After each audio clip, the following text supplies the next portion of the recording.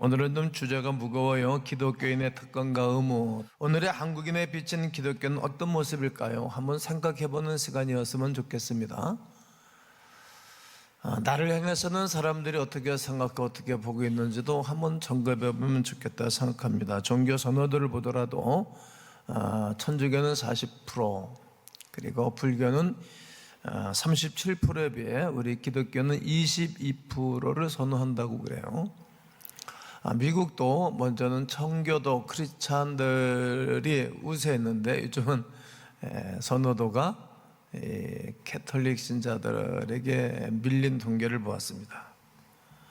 우리나라도 원래는 그러하지 않았습니다. 일제시대는 물론이고 1970년대에는 기독교에 대한 선호도가 아주 으뜸이었습니다. 이것은 오늘 한국인이 기독교인을 부정적으로 보게 된 원인이 무엇인지를 명확하게 보여주는 것입니다. 그러니까 오늘의 한국인은 기독교 때문이 아니라 기독교인들 때문에 기독교를 부정적으로 보고 있는 것입니다.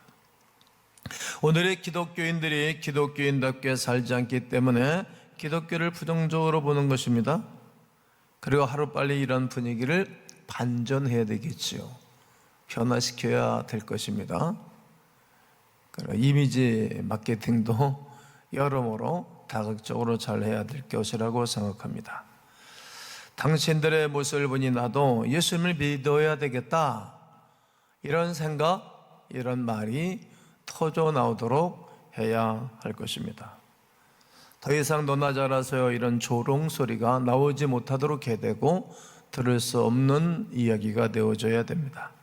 우리가 어떻게 해야 할까요? 오늘 본문에서 답을 찾을 수 있는데, 오늘 본문은 이방인에게도 물론이고 유대인에게도 반드시 복음이 필요하다고 하는 것입니다. 복음에는 구원의 능력이 있는 것을 바울은 역설적으로 강하게 메시지를 전하고 나서, 지난주 로마서 말씀을 기억하시죠? 네, 죄에 대한 이야기를 입에 담기 싫은 언어를 쭉 했어요. 마치 판사가 죄명을 쭉 들춰내듯이 말이죠. 그렇다 할지라도 그들에게도 그리스도 예수가 전해져야 되고, 그들에게도 주 예수를 믿고 구원을 받아야 할 중요한 문제입니다.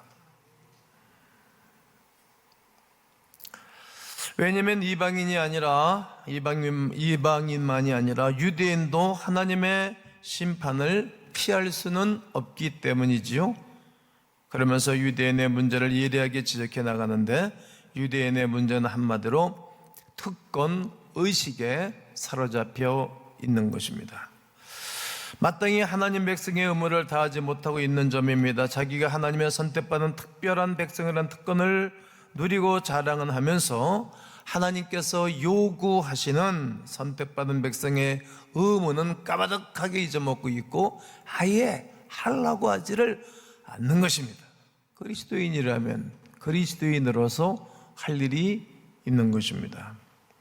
자기도 잘 못하면서 남들에게 문제가 있다고 손가락질을 하는 것은 아닌지요? 그래서 너나 잘하세요 오히려 손가락질을 받고 있지는 않는가 생각해 봐야 됩니다. 본문을 조금 더 깊게 살펴보고 싶습니다. 우리의 문제를 조금 더 확연히 바라볼 수 있게 될 것입니다. 그 첫 번째가 회개의 특권과 의무입니다. 오늘 1절을 다 함께 크게 읽어보겠습니다. 시작. 그러므로 남을 판단하는 사람아, 누구를 막론하고 네가 핑계하지 못할 것은 남을 판단하는 것으로 네가 너를 정죄함이니 판단하는 네가 같은 일을 행함이니라. 유대인들은 이방인들보다 자기들이 도덕적으로 훨씬 우월하다고 생각하는 것입니다.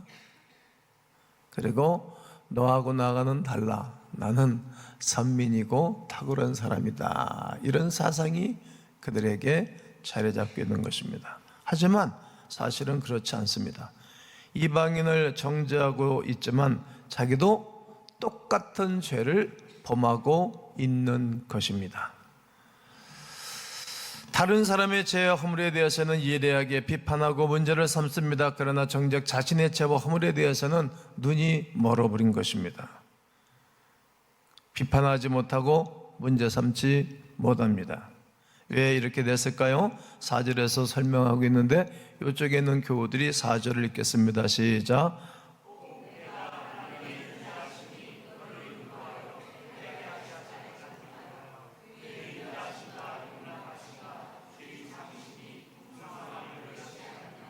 하나님이 괜찮으시네. 내가 막 살아도 상관이 없네. 내가 하나님 말씀을 어기고 살아도 그냥 참아주시는데 요즘 안 계신 것 같아. 내가 막 살아도 가만히 계시는 거 보니까 요즘은 이제 노인네가 되셔서 그러신가? 창조주가 이제 힘이 떨어지셨나? 이렇게 생각도 하겠죠. 그렇습니다, 여러분. 하나님께서는 유대인의 내 허물을 참아주시고 그리고 간과해 주시는 것입니다. 기다려 주시는 것입니다. 이것이 유대인들에게는 하나님의 백성으로서의 특권 중에 특권이 될 것입니다. 그러면 유대인은 이 사실을 깨닫고 어떻게 해야 될까요? 빨리 회개해야 되겠죠. 그리고 그 죄와 허물에서 벗어나야 합니다. 이것이 하나님의 백성으로서의 의무 중에 의무입니다. 유대인의 문제는 바로 이것입니다. 특권을 누리면서 의무를 소홀히 하는 것입니다. 오늘날 우리 그리스도인들도 마찬가지 아닐까요? 우리가 죄를 범한다고 해서 하나님께서 징계하시거나 심판하지 않습니다. 인자와 긍휼로 베풀어 주십니다. 참아주시고 기다려 주시는 것입니다. 긍휼이 한이 없으신 그 하나님의 사랑과 은혜를 우리가 늘 누리고 경험하고 살고 있기 때문입니다. 이것이 우리가 누리는 특권입니다. 그렇다면 우리는 어떻게 해야 될까요? 빨리 회개해야 되겠죠. 돌이켜야 되겠죠. 옳은 행실로 돌아와야 되겠죠. 참 회개는 내가 마음으로 느끼고 머리로 정리했으면 행동으로 옮기는 것입니다. 행동으로 옮기지 않는 신앙은 죽은 신앙이고 하나님과 전혀 상관이 없는 사람입니다. 이것이 우리가 마땅히 해야 할 의무 중에 의무입니다. 하나님께서 우리가 죄를 범했을 때 인자를 베풀어 주시고 오래 참아 주시는 것, 이것은 회개할 기회를 주시기 위함입니다. 성도 여러분, 우리는 마땅히 회개할 의무를 선택하여야 됩니다. 이것은 내가 계산할 부분이고 내가 정리할 부분이라는 사실을 말이죠. 하나님께서 우리의 뜨거운 눈물의 회개를 기다리시는 것입니다. 지체하지 말아야 됩니다. 기다리지 말아야 됩니다. 적당히 넘어가서는 아니 되는 일입니다. 거기에 살 길이 있기 때문입니다. 회개하는 그리스도인에게는 오늘도 질책이 쏟아질 것입니다. 뭐라고요? 너나 잘하세요. 그리고 말씀의 특권과 의무입니다. 12절을 보면 이렇게 말씀하고 있습니다. 이쪽에 있는 교우들이 한번 읽겠습니다. 시작.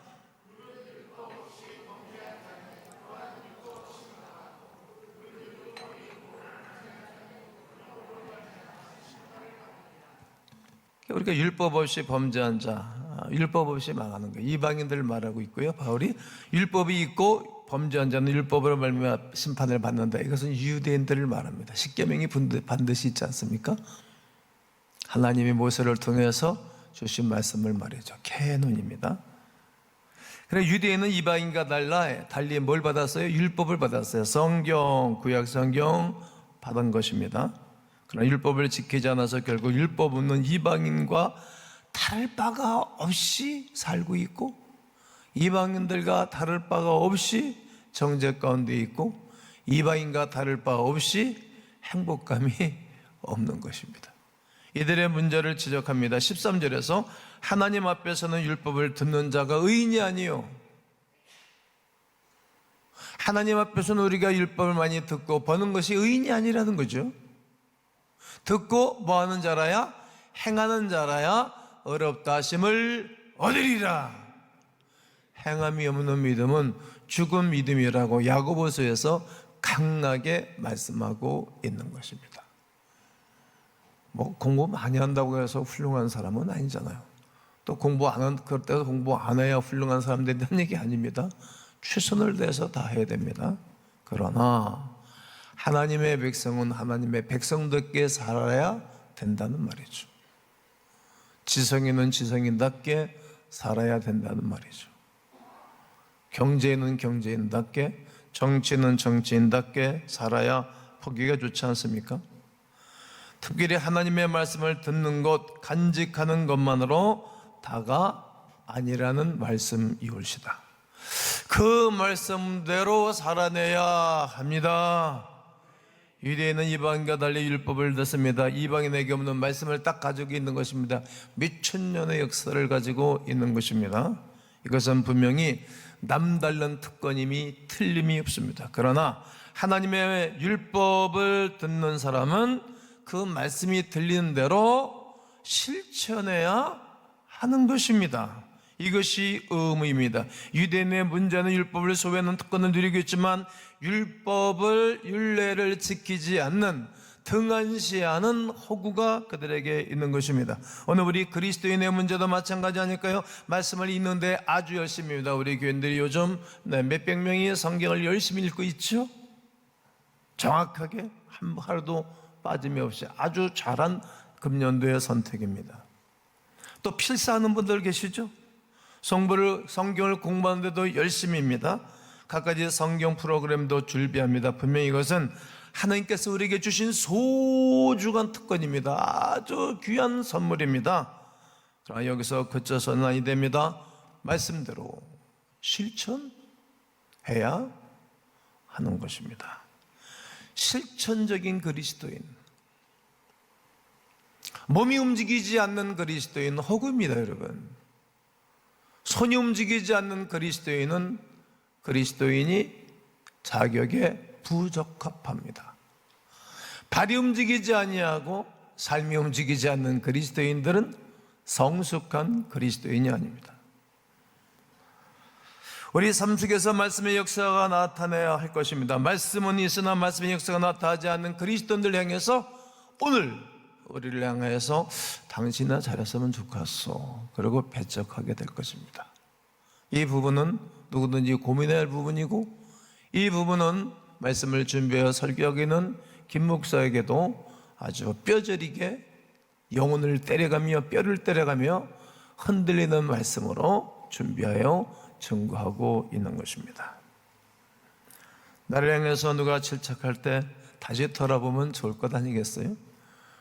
나를 향해서 누가 따끔한 충고를 할 때 생각해 보면 좋습니다. 딱 그 자리에서 멈춰서 있으면 좋습니다. 그러면 본인에게, 본인의 영혼에 큰 유익이 될 것입니다. 마지막은 신앙생활의 특권과 의무입니다. 신앙생활의 특권이 얼마나 큽니까?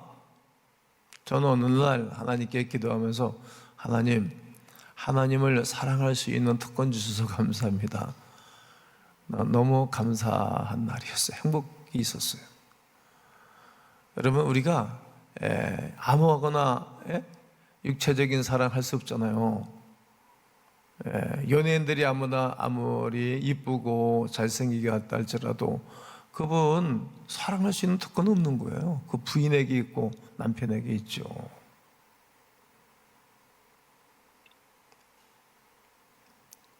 우리가 하나님의 이름을 찾고 하나님을 사랑할 수 있는 특권은 아무에게 주어진 것이 아니에요. 이건 비밀입니다. 비밀.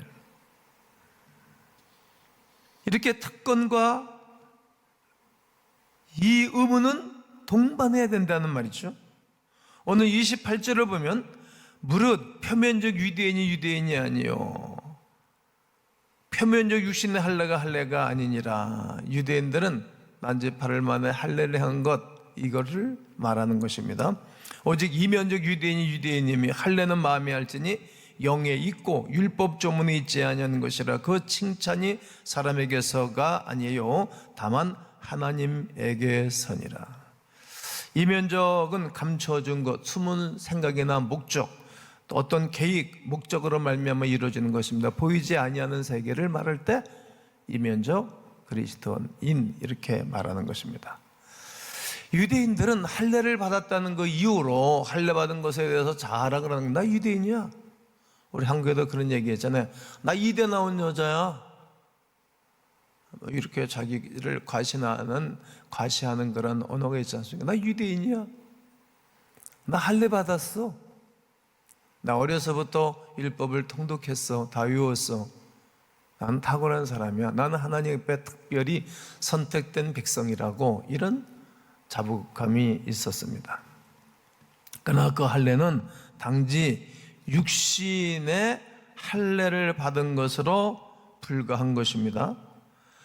마음의, 이 영혼의 마음의 할례를 받아야만이 하나님의 백성이 되는 것입니다.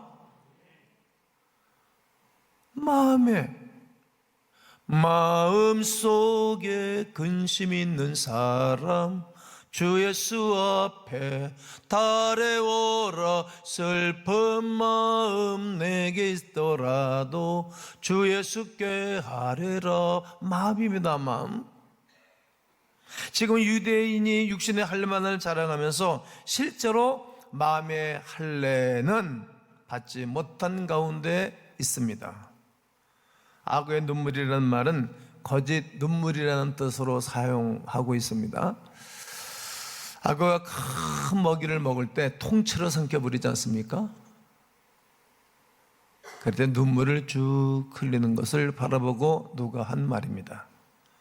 마치 생존을 위해 어쩔 수 없이 동물을 잡아먹지만 죽어가는 동물을 생각하니 너무나 불쌍해서 눈물이 나온다고 해서 악어의 눈물이라는 말을 하는 것 같습니다. 물론 그렇지 않습니다. 전문가의 말에 의하면 악어가 통째로 동물을 삼킬 때에 입을 넓게 열리지 않습니까? 그때 눈물샘을 자극해서 그 눈물을 흘리게 된다는 말입니다. 그리고 때로는 바닷물이나 짠 음식 때문에 몸에 흡수된 염분을 배출하기 위해서 눈물을 흘리는 것입니다. 결국 악의 눈물은 속마음과 전혀 관계없는 육신적인 현상일 뿐입니다. 내가 너를 잡아먹어서 내가 마음이 아파서 눈물 흘리는 것이 아니라 육신적인 현상이라는 말이죠. 슬퍼서 흘리는 눈물이 아닙니다. 단지 생리적 현상으로 흘리는 눈물뿐입니다. 지금 바울이 지적하기는 유대인의 문제가 바로 이런 것입니다. 오직 육체적인 할례만 받은 자 하나님의 백성임을 자랑하고 있는 것입니다. 아닙니다. 우리 어머니가 예수 믿는다고 해서요 내가 예수 믿는 것이 아닙니다. 우리 어머니가 예수를 잘 믿고 예수 그리스도와 정각을 누리다 있다고 해서 그 재산을 상속받듯이 내가 받는 것이 아닙니다. 나에게 있습니다. 나에게. 진정 마음의 할례를 받지 못했기 때문에 진정한 하나님의 백성이라 할 수 없다는 것이지요. 바울이 이것을 알았습니다. 자기도 그런 사람 중에 한 사람이었기 때문이죠. 실제로 유대인 모두가 할례를 받았습니다. 하나님께서 아브라함과 약속을 맺으면서 명하셨기 때문에 유대인들은 태어나 8일이 되면 정확하게 할례를 행하는 행위를 했습니다.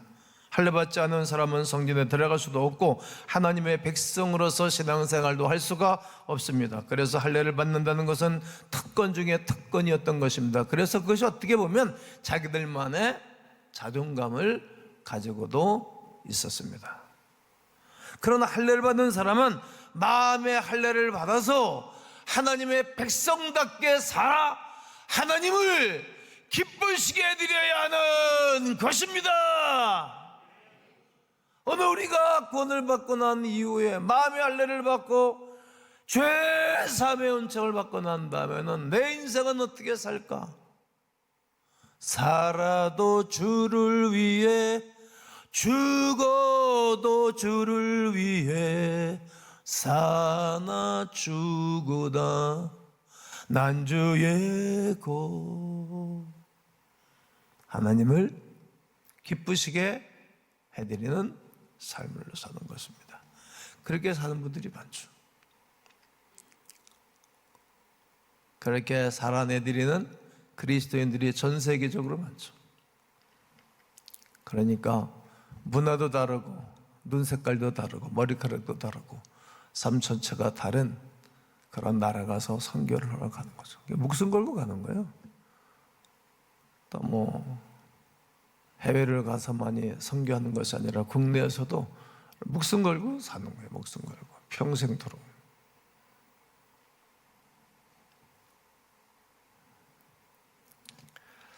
29절에 유대인의 문제를 지적하고 있는데요. 29절을 다 함께 한번 읽어보도록 하겠습니다. 시작.